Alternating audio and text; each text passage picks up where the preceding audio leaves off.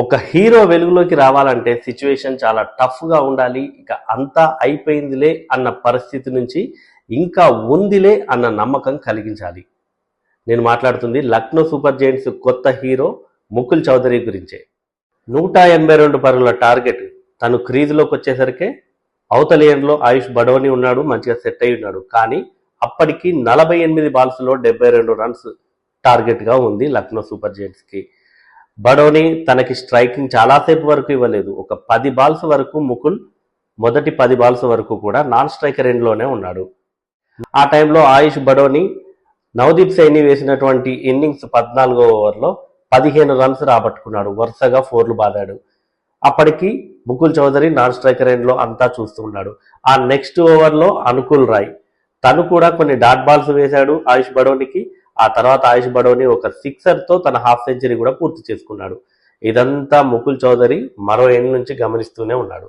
అయితే సిక్సర్ బాదిన వెంటనే, half century పూర్తయిన వెంటనే ఆయుష్ బడోని అనుకుల్ రాయ్ బౌలింగ్లోనే అవుట్ అయ్యాడు. ఇక అప్పుడు మొదలైంది లక్నో సూపర్ జైంట్స్ శిబిరంలో ఒక టెన్షన్ మొదలైంది. అప్పటికి ఈక్వేషన్ 30 బాల్స్లో 55 రన్స్. కేకేఆర్ టీంలో కాస్త నమ్మకం కలిగింది, మ్యాచ్ గెలుస్తామని. డగౌట్లో కూడా అంతే. ఇప్పుడు ముకుల్కు అసలు పరీక్ష. వరల్డ్లోనే ద బెస్ట్ మిస్టరీ బౌలర్గా పేరు తెచ్చుకున్నటువంటి సునీల్ నరేన్ బౌలింగ్కి దిగాడు. అతడు అప్పటికే ఓన్లీ 12 రన్స్ మాత్రమే ఇచ్చి 3 ఓవర్స్లో ఊపు మీద ఉన్నాడు.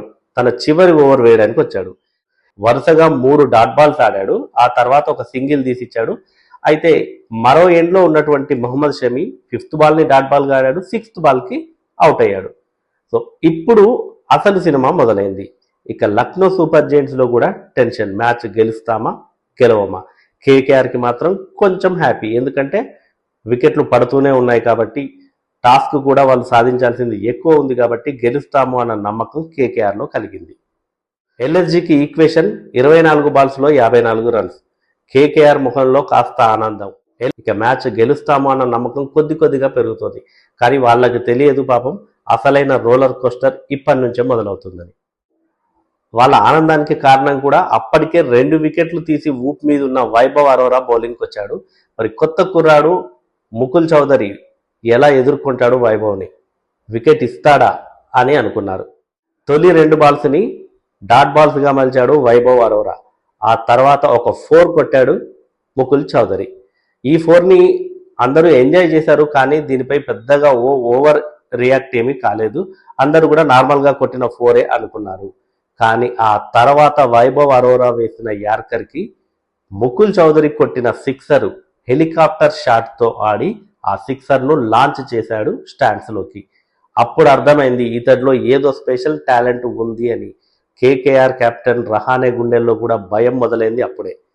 ఇతడిలో ఏదో స్పెషల్ టాలెంట్ ఉంది, ఏదో చేయడానికే వచ్చాడు ఇవాళ అని అయితే కేకేఆర్ శిబిరంలో కాస్త దిగులు మొదలైంది. ఇక వైభవ్కు అటువంటి ట్రీట్మెంట్ ఇస్తే ఆ తర్వాత కార్తిక్ త్యాగి వచ్చాడు. కార్తిక్ త్యాగి బౌలింగ్లో అసలైన రా పవర్ చూయించాడు ముకుల్ చౌదరి.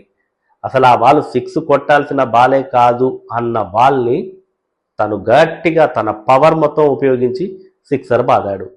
కీలకమైన 19th ఓవర్ వేశాడు కెమెరూన్ గ్రీన్. మరి గ్రీన్కి కూడా మంచి ట్రీట్మెంట్ ఇచ్చాడు ముకుల్ చౌదరి. 2 సిక్సర్లు బాదాడు ఈ ఓవర్లో. ఈక్వేషన్ను కూడా మొత్తం చేంజ్ చేసి పడేశాడు ఈ ఓవర్లోనే. ఎంతకి చేంజ్ అయింది అంటే 6 బాల్స్లో 14 రన్స్ సాధించాలి లాస్ట్ ఓవర్లో.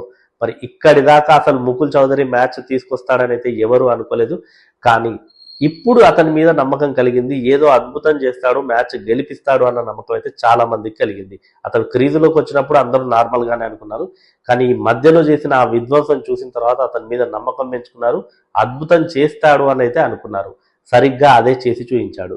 మరి అదెలా జరిగింది అంటే, అయితే చాలా మందిలో ఏదో ఒక మూలన కాస్త డౌట్ ఉంది. ఎందుకంటే స్ట్రైకింగ్లో ఉంది అవేష్ ఖాన్, మరి బౌలింగ్కి వచ్చేది మళ్ళీ వైభవ్ అరోరా.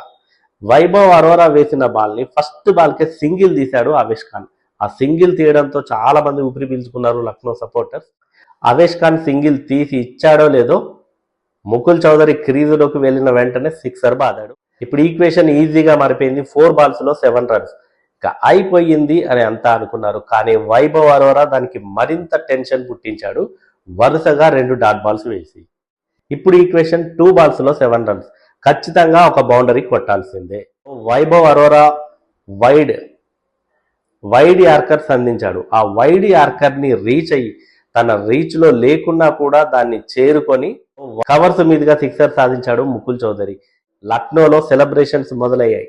లక్నో క్యాంపులో సెలబ్రేషన్స్ మొదలయ్యాయి. లక్నో సపోర్టర్స్ సెలబ్రేషన్స్ మొదలు పెట్టారు. ఎందుకు అంటే అప్పటికి స్కోర్స్ లెవెల్ అయ్యాయి. ముకుల్ చౌదరి హాఫ్ సెంచరీ కూడా పూర్తి చేసుకున్నాడు. 26 బాల్స్లోనే 7 సిక్సర్లు బాదాడు అప్పటికే. సో ఆ రకంగా అతను హాఫ్ సెంచరీ పూర్తి చేసుకున్నాడు. స్కోర్స్ లెవెల్ అయ్యాయి. ఇక మ్యాచ్ గెలుస్తాము ఈజీగా అనుకున్నారు. లాస్ట్ బాల్కి కూడా మళ్ళీ ట్విస్ట్, స్లో బౌన్సర్ వేశాడు వైభవ్ అరోరా. లాస్ట్ బాల్కి కూడా స్లో బౌన్సర్ వేశాడు. ఆ స్లో బౌన్సర్ని అందుకోలేకపోయాడు ముకుల్ చౌదరి. ఆ బాల్ ఎప్పుడైతే వికెట్ కీపర్ వైపుకి వెళ్తుందో సింగిల్ కోసం పరిగెత్తాడు ముకుల్ చౌదరి. మరి అప్పటికే నాన్ స్ట్రైకర్ ఎండ్లో ఉన్నటువంటి అవేష్ ఖాన్ సగం పిచ్ దాటాడు. KKR wicket keeper Angkrish Raghuvanshi ఆ బాల్ని పట్టుకొని వికెట్ల వైపు వేసే లోపే క్రీజులోకి చేరుకున్నాడు. ఒకవేళ అది డైరెక్ట్ హిట్ అయితే కొంచెం ఏమైనా థర్డ్ ఎంపైర్కి కొద్దిగా పని కల్పించేవాడేమో, కానీ అది జరగలేదు. లక్నో అయితే ఒక సూపర్ థ్రిల్లర్ మ్యాచ్ని అయితే గెలిచింది. మొత్తానికి లక్నో సూపర్ జైంట్స్లో మాత్రం ఒక కొత్త హీరో పుట్టుకొచ్చాడు. మరి ముకుల్ చౌదరి ఇన్నింగ్స్ మీకు ఎలా అనిపించిందో కమెంట్ చేయండి.